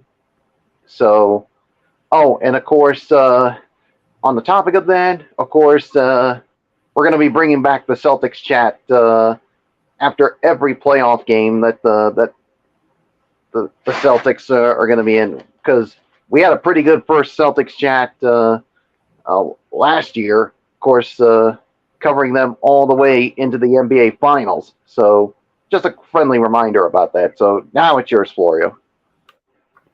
And that first Celtics chat with MF and Bullock will be sometime on Saturday. So I'm sure you guys are aware of the first round schedule of that series, and the only way I will join is if it coincides with one of our shows. If any game coincides with a show. So there is that. So there will be a Celtics chat. So question is, will there be a Bulls corner? That depends on what happens tomorrow. But for right now, let me get into my thoughts on this. The three things to watch: number one, targeting Trae Young. The Celtics offense can be great with ball movement, but they're also a team that will relentlessly attack the opponent's weakest defender. There might not be a defender in this league with a bigger target on his chest than Trae Young. We can be sure that whomever Young is guarding will be settling ball screens for Jason Tatum in an effort to get Young switched on to the guy who ranks 6th in total isolation possessions this season. How well the Hawks scramble out of those situations could determine how long this series lasts. Number two, Atlanta's second chances. The Miami Heat ranked 4th in defensive rebounding percentage in the regular season, only to get destroyed on the glass by the Hawks in that 7-8 play-in game. The Celtics led the league in defensive rebound percentage in the regular season, but the Hawks' 19 second-chance points per game in the season series were the most for any Boston opponent. One of those games was the last of the season when both teams were resting 4 of their 5 starters, but Atlanta ranked 2nd in offensive rebounding percentage after the All-Star break, with Onyeka Okongwu and Clint Capella, both ranking in the top 12 among individuals. And number 3, Al Horford's three-point shooting. Over his previous 4 seasons, Horford shot 35% from three-point range. This season, almost 45, best among 103 players with at least 300 attempts. The Celtics want to shoot a lot of threes. They rank 2nd in three-point rate in the regular season. Horford will often be the guy left open after a drive and kick sequence, and if he can continue shooting this well, Boston will be extremely potent offensively. The X factor is Robert Williams III. Williams played in only 35 games this season, including only 7 of the Celtics' final 18, having also missed 7 games in last year's playoffs. The Celtics were at their best, especially defensively, with Williams on the floor this season, and were especially strong, plus 15.9 points per 100 possessions when he played alongside Horford on the front line. This matchup may favor lineups with 5 shooters, Horford at the 5, but the Celtics may really need Williams on the glass against the Hawks' front line. They'll certainly need him healthy going forward should they get through this series. And the number to know is 3. The Celtics ranked 2nd in both offensive and defensive efficiency in the regular season, becoming just the 3rd team in the 27 seasons for which we have play-by-play data to rank in the top 3 on both ends of the floor. The other 2 were the 2014-15 Warriors, 2nd and 1st, and the 2016-17 Warriors, 1st and 2nd. And both of those teams won the NBA championship. So there's some encouragement there for you, Bullet. The Celtics got off to a hot start with a ridiculously efficient offense as they won 18 of their first 22 games. But even if we count the games after that 18-4 start, they still ranked in the top 5 on both ends of the floor. 5th offensively, 3rd defensively. The other 2 times over the last 27 seasons that the Celtics ranked in the top 5 on both ends of the floor, 2008-09 when they lost in the conference semis, I believe it was to Orlando, and the 2019-20 season when they, I believe, lost to Miami in the conference finals. While the other 2 teams that have ranked in the top 3 on both ends won the championship, only 5 of the other 22 that have ranked in the top 5 on both ends since 96-97 have gone on to win the title. The Hawks have had a potent offense under their coach, Quinn Snyder, and they were able to grab a bunch of offensive boards against the Celtics this season. But Boston still won all 3 meetings, scoring more than 125 points per 100 possessions, best mark for any Hawks opponent over the 3. Celtics don't have any weak spots, either offensively or defensively in their rotation. They execute well on both ends of the floor. Jason Tatum is a star who was absolutely terrific through the first 3 rounds of last year's playoffs. I'll make it unanimous. Boston in 4. Abso-freaking-lutely. So with that, let's move on to the series that will start third. That will start at 6 p.m. And this game will also be on ESPN. It's another Eastern Conference matchup and a very intriguing matchup. The number 4 seed in the East, the Cleveland Cavaliers, will be squaring off against the number 5 seed, the New York Knicks. Michael Bullock, who do you have in this intriguing first-round matchup, New York or Cleveland? Well, this is going to be an intriguing series here. I mean, to me, this is one that could go either way. I mean, but I think the key in this series is how is the New York Knicks going to defend Donovan Mitchell, because he's had some big games already, and but the thing is, you can never underestimate the New York Knicks, and of course, my team, the Celtics, found out the hard way during the regular season. So this is a tough one here, but I'm going to give a slight edge to the Cleveland Cavaliers, and I think this is going to go the full 7 games because New York is definitely going to be in it. They're going to give Cleveland fits, but I just think in the end, Cleveland, I think, is the better team. So, if New York does win, I would not be surprised. It's yours, Florio. The series will start at Quicken Loans Arena in Cleveland, 6 o'clock, Saturday night, over on ESPN. 3 things to watch. Number 1, Mitchell versus Brunson. These are the 2 additions who elevated their teams into the playoffs. Each led his team in scoring during the 4 regular season meetings. Mitchell putting up 31.8 points against New York, 38 in the first meeting, while Brunson burned Cleveland for 25.3 points, 48 in their most recent clash. The Knicks guard doesn't dominate the ball quite as much as Mitchell, but he'll be the one they look to late in clocks. For a reference point, when Dallas beat Utah in 6 games last year, Brunson averaged 27.8 points and shot 48.4% to Mitchell's 25.5 on 39.8% shooting. Number 2, Cavs D versus the Knicks O. Who blinks first? In their 4 games versus New York this season, the Cavs, who had the top-ranked defense this season at 110 points per 100 possessions, saw it slip to 113. Then again, the Knicks had a 117 offensive rating overall, compared that to 113 versus Cleveland. The slow pace at which Cavs coach J.B. Bickerstaff likes to play might have a big say in this, but New York is capable. Its coach is Tom Thibodeau, after all, of grinding gears in a half-court slog. Number 3, where's Danny? When the Cavaliers acquired veteran guard Danny Green in February, the idea was that his vast postseason resume would be as valuable as his flypaper defense and three-point range at precisely this point on the calendar. It all still might happen, but Green has only played 71 minutes in 7 appearances for Cleveland, including 14 did-not plays. And this is the time of the year rotations get tighter. It might not make or break the Cavs' outlook, but his involvement bears watching. The X factor? Until Julius Randle removes the question mark from his sprained left ankle, he gets the X here. Randle got hurt 2 weeks ago against Miami, has been hobbling in a walking boot, and is due for a reevaluation in the next few days. If he's not able to go, or is even limited, he could be headed for a repeat of last spring, when he launched 19 shots a game to average 18 points and shot 30% in the 5-game elimination by Atlanta. Half-full Knicks fans will be looking for the 2-time All-Star and possible All-NBA selection to test Cleveland's Evan Mobley and Jared Allen inside and out. Number to know is plus 5.6. The Cavs were tied for the league's 5th best record, but had the 2nd best point differential, both on a per 100 possessions, plus 5.6, and per game, plus 5.4 basis. They ranked higher than the Milwaukee Bucks, best record in the league in both offensive and defensive efficiency, and were one of 3 teams that ranked in the top 10 on both ends of the floor. Statistically, they were a much better team than their record would indicate. The Cavs were 24-21, 10th best in games that were within 5 points in the last 5 minutes, and 27-10, second best otherwise, leading the league with 33 double-digit wins. That was the league's biggest such differential, and this was the 2nd straight season where Cleveland wasn't as good in close games as it was otherwise. The Cavs' defense was solid in clutch situations, but they had the league's 20th ranked clutch offense with Darius Garland, 21 of 62 for 34%, being one of 7 players who shot worse than 35% on at least 50 clutch field goal attempts. Julius Randle was one of the other 6, and the Knicks were also worse in clutch games, 23 and 22, than they were otherwise, 24 and 13. 3 of the 4 regular season meetings were within 5 points in the last 5 minutes, with the Knicks winning 2 of those 3.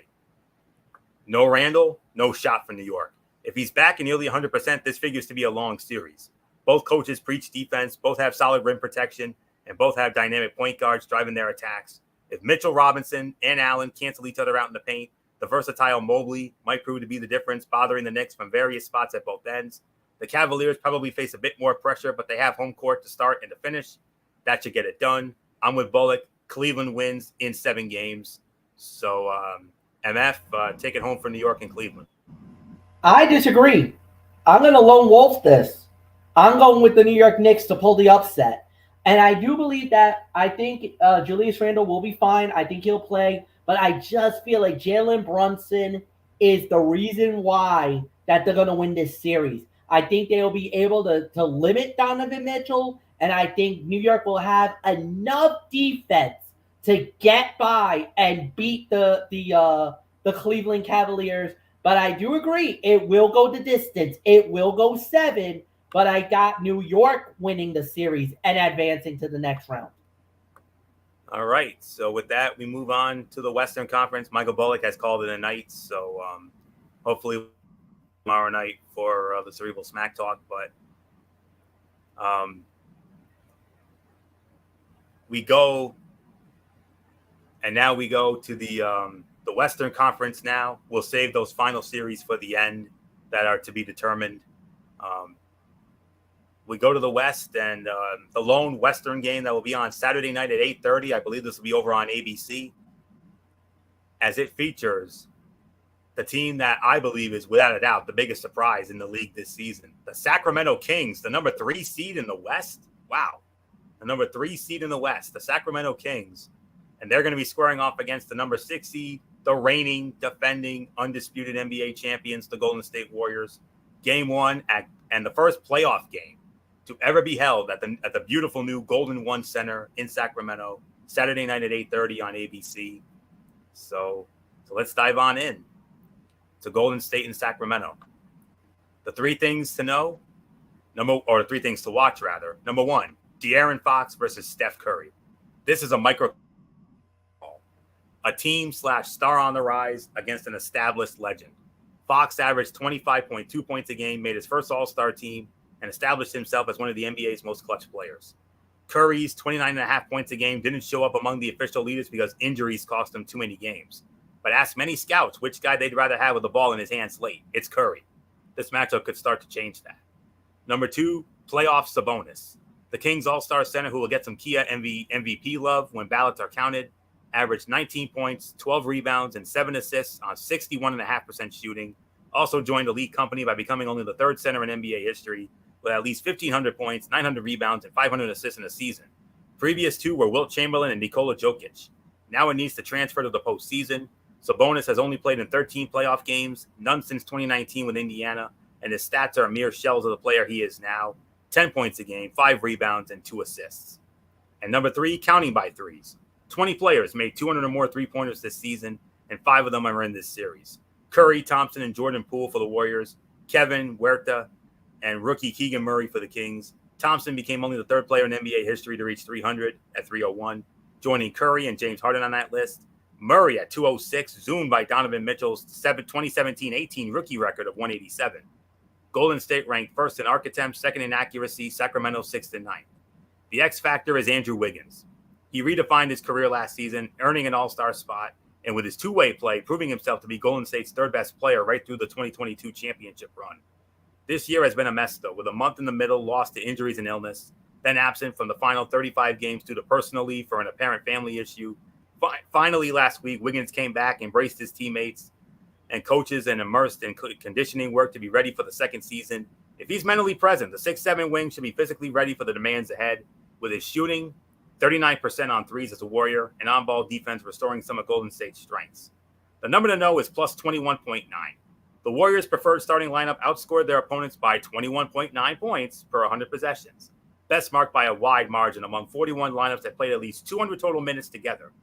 It had the best offensive mark, 128 points scored per 100, and the fifth best defensive mark, 106 allowed per 100 among those 41 lineups. That lineup, which hasn't played together since February 4, should finally reunite for the first round. But while it's been dominant, it can't play 48 minutes a night. The lineup averaged just 12.2 minutes per game in the regular season and over their 6 runs to the finals. The most any Warriors lineup that played in at least 5 games averaged in the playoffs was 14.4 minutes per game. So even if Andrew Wiggins is a full go for game 1, minutes from the Warriors bench, which ranked 17th in the regular season, will be critical. Sacramento's starting lineup played 900 minutes together, 162 more than any other 5-man unit in the league.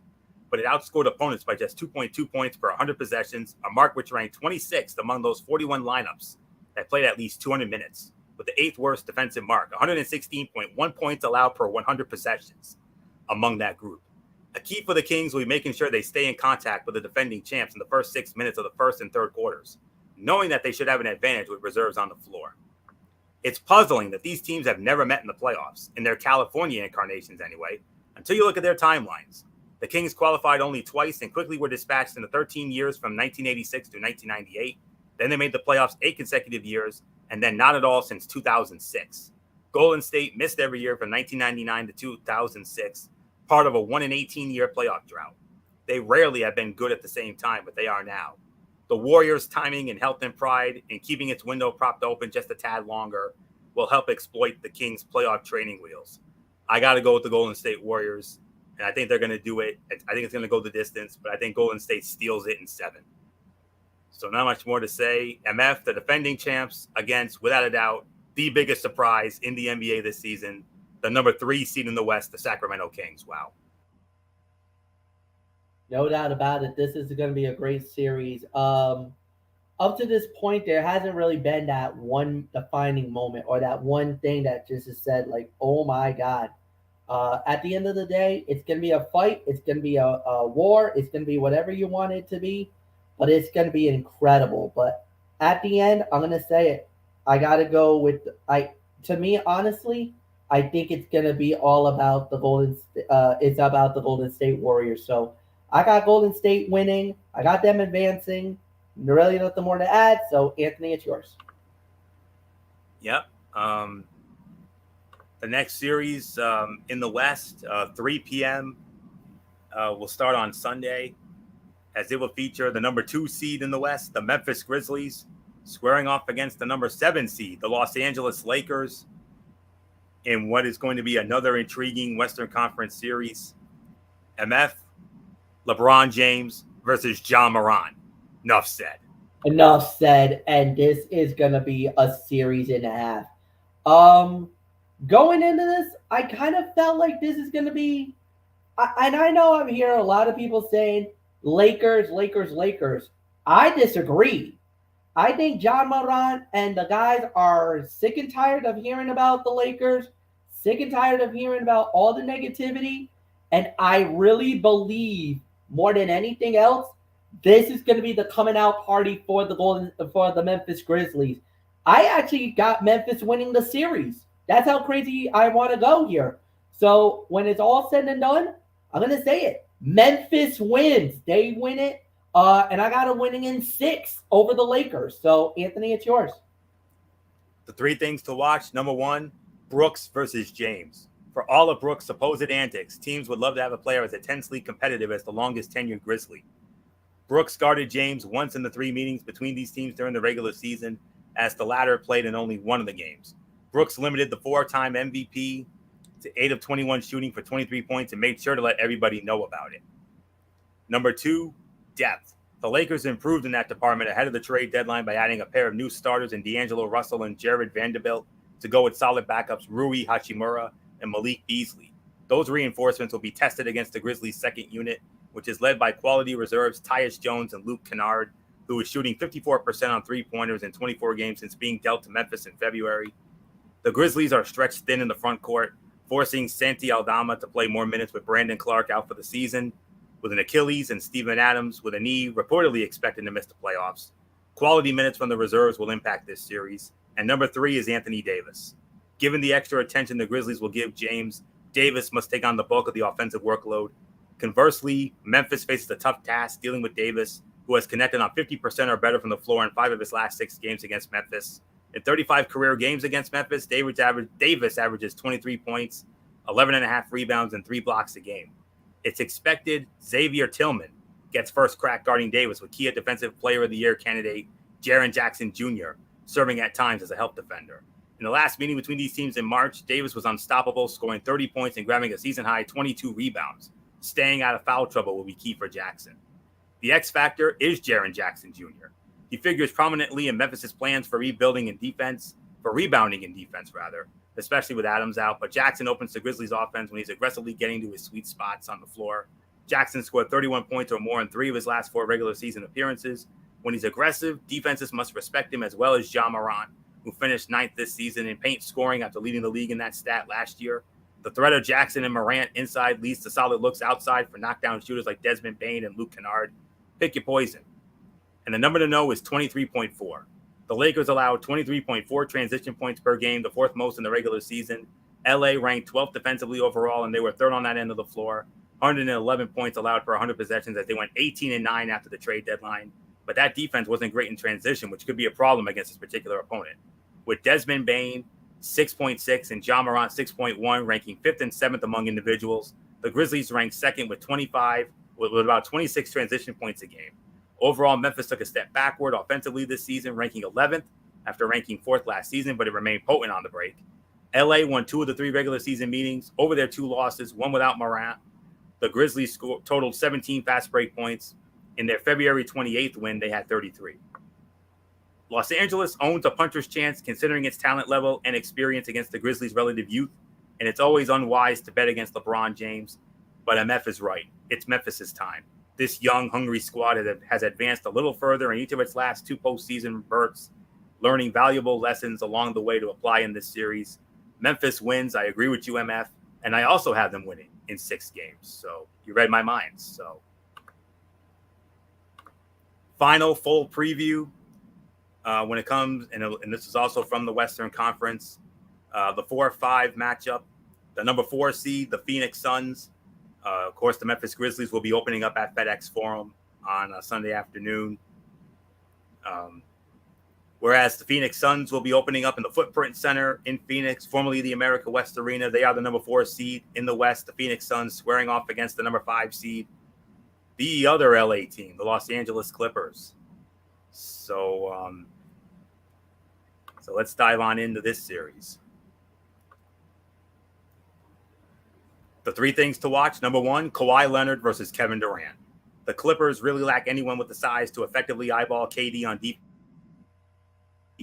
and Kawhi, which means we'll see this mano a mano for scattered minutes throughout each game. The Clippers would be foolish to assign Kawhi on KD for generous minutes and risk Kawhi getting into foul trouble. Given Paul George's questionable health, that would be detrimental to LA. Kawhi is an elite defender, or at least had that reputation before the injuries. And KD, who has averaged 26 points on 57% shooting with the Suns, is an elite scorer. This is easily the must-see matchup of the series. Number 2, Chris Paul's impact. He's coming off a season where almost everything about his game plummeted, at least compared to his career averages and reputation. This is understandable given Paul, at age 37, still his production will be critical to the Suns' chances. Here's what's in his favor. LA lacks an all-star point guard to match against him. While Russell Westbrook has shown signs of life since arriving, he's still too unpredictable and prone to turnovers and shots he either misses or passes up. If CP3 is the best point guard on the floor this series, that might not be saying much, but it'll go a long way to helping the Suns offensively since he's still the best ball distributor on the club. And number 3 is Paul George. Well, of course, this is the key to the series. George injured his knee on March 21, hasn't broken a sweat since, and the Clippers are not expecting him to return for the start of the series at least. Obviously, his worth to LA in this series is massive. George remains one of the league's better two-way players, and his defense especially will aid the Clippers against Devin Booker, who brings the skills to drop 40 points or even more on any given night. But if George isn't 100%, how can he expect to keep up with one of the game's great all-around shooters off the bounce? In addition, the Clippers could use his 24 points a game and creativity, along with his tag team ability with Kawhi. In this situation, PG better not stand for probably gone. And the X factor is Norman Powell. Norman Powell of the Clippers. Outside of PG and Kawhi, was the most consistent and dependable player on the Clippers roster this season. He emerged as one of the game's best 6 men with solid play, averaging 17 points in 26 minutes, and serving as a security blanket whenever Kawhi or PG couldn't suit up. Well. PG is dealing with health issues, and the Clippers will need a surplus of minutes and production from their trusty swingman, who has come through in such emergency situations. Powell brings decent shooting range, 40%, and also a strong body to match up defensively. Of all the Clippers not named Kawhi and PG, he's the one who gives Coach Ty Lue the fewest reasons for worry. The number to know is 67.7%.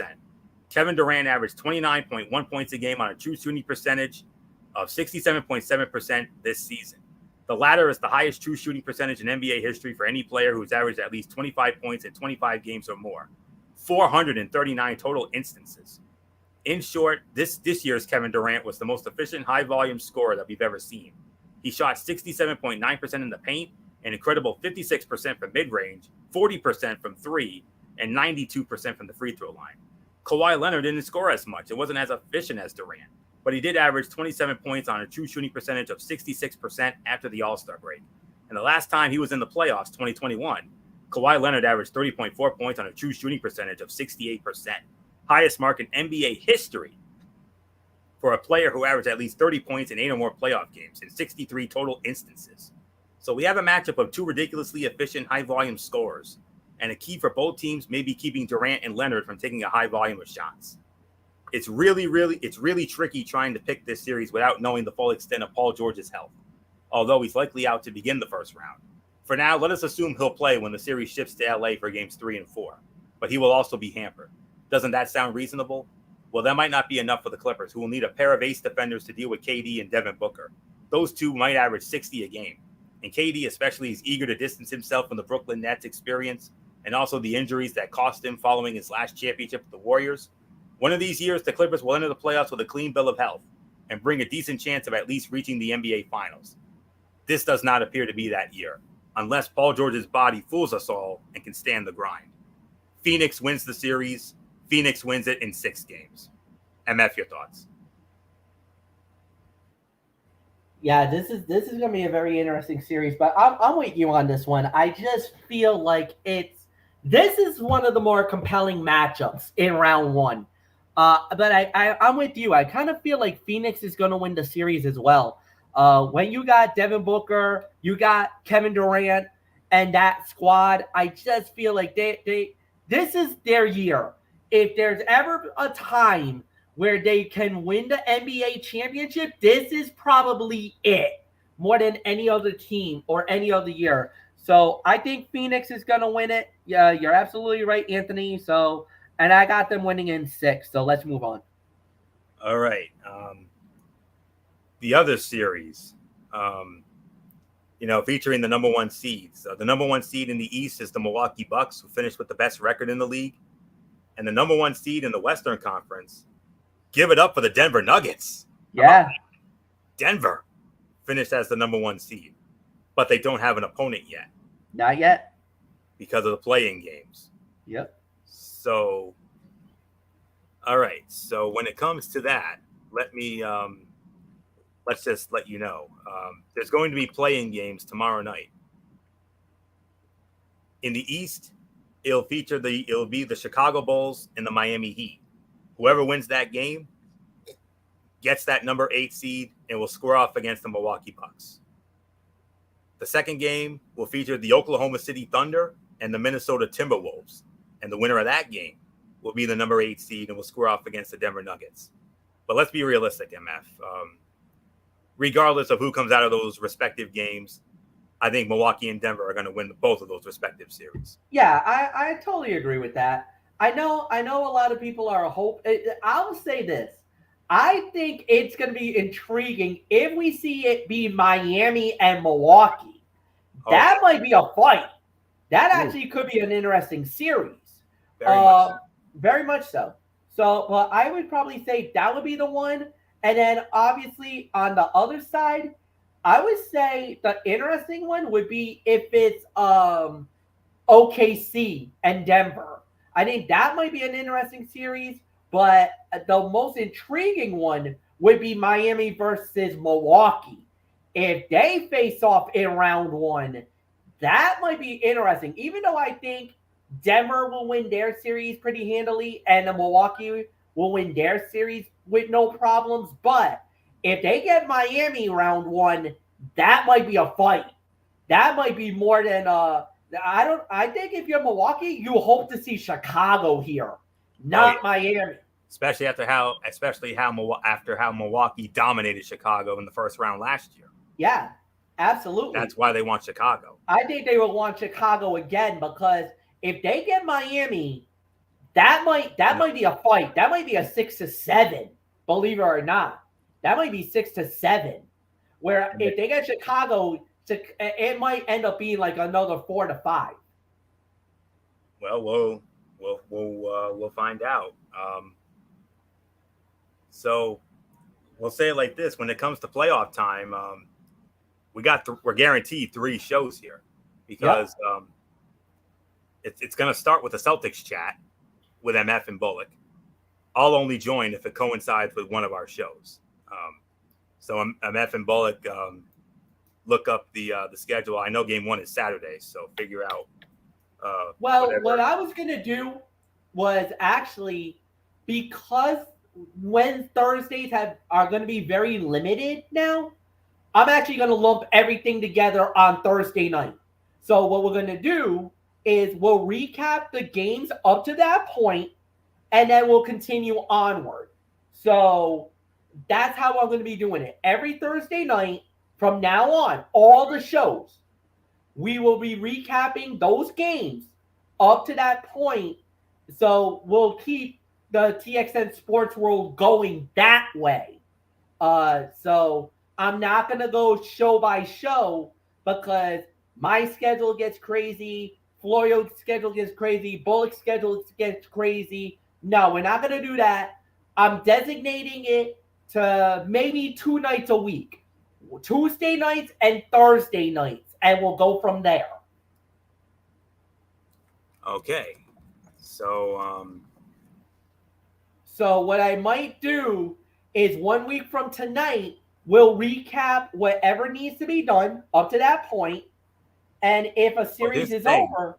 Here's the thing. When it comes to Hawks and Celtics, game one is Saturday. Game 2 is Tuesday. So, and game 3 will be Friday. So, that I do know. So, but we'll definitely put our heads together here. Because I feel like doing show by show, it's tough. And plus, with my schedule, with Bullock's schedule, with your schedule, it's like chaos. Yeah. So I'd rather do a designated night, Thursday night, and we'll recap whatever we need to recap, and then we'll just focus on the job at hand. Now, if a series comes to an end, then maybe we might come in and give our thoughts about that particular series. But yeah, that's what I was thinking. All right, so there will be a Celtics chat, of course, and in addition to that, we're also going to have the Bruins beat, and we will also have the Ranger roundup. Yes, those 3 are confirmed. There will be a Bulls corner tomorrow, regardless of what happens with Chicago against Miami, win or lose. It could be only it could be just a 2-show thing, or we could be guaranteed at least 1 series with a Bulls corner. So, but there will be a Celtics chat, there will be a Bruins beat, and there will be a Ranger roundup. The Ranger roundup has started it all. So there you go. So keep an eye on all that. I know the Stanley Cup playoffs start on Monday. The times and dates of the matchups are yet to be determined, but I think we're just waiting for the Western Conference games to be done, and then I think tomorrow the schedules will be released. Or over the weekend. So yeah. So all right. So with that will put the bow on this edition of TXN Sports World. We want to thank you all so very much for tuning in as always. Tomorrow night, 11 p.m. over on MF's channel, Brace Bay 95. It's another edition of the Cerebral Smack Talk, as we will be getting into Friday Night SmackDown, AEW Rampage, and that Bulls corner, the Chicago Bulls versus the Miami Heat. So, win or lose, there will be a Bulls corner. Will it be the end of the road after just 2 shows, or will we get at least 1 series out of it? We'll wait and find out. So, Bulls corner, Bulls Heat recap, in addition to SmackDown and AEW Rampage tomorrow night. And then from there, we got Ridiculously Raw on Monday night. Of course, Monday Night Raw and my review of the Impact Wrestling Rebellion pay-per-view. Wednesday, we have Wednesday Night Madness with MF over on his channel, Raceman 95, with the NXT and AEW Dynamite, and then TXN Sports World next week. We will preview the final week of the regular season in the XFL, week number 10. We'll get into week 2 of the USFL, and we will preview the first round of the Stanley Cup playoffs, and then there will be recaps. So we'll have the Celtics chat. We'll get into some Bruins beat. We'll get into some Rangers roundup and the whole 9 yards. So another busy show next week. So that's it. So until tomorrow night for the Cerebral Smack Talk over on MF channel, Raceman 95 at 11 p.m. It's Anthony Florio here. Signing off, and of course, on behalf of all of us here at TXN Sports World, good old MF Michael Fletcher, Michael Bullock, and of course, the First Lady of Talking Wrestling TXN, the Twisted Angel, Dee Woodson. You know the routine, everybody. Thumbs up. Talk to you later. Yeah, throw it up 14-4 style. Bye for now, my friends. God bless. Be good to each other. Have a blessed Friday, and until tomorrow night for the Cerebral Smack Talk, keep it watching TXN Sports World right here on the Tone 25 on YouTube and StreamYard.com. For everybody who's been a part of this one, for now, Anthony Florio. So long. Bye, everybody. Bye.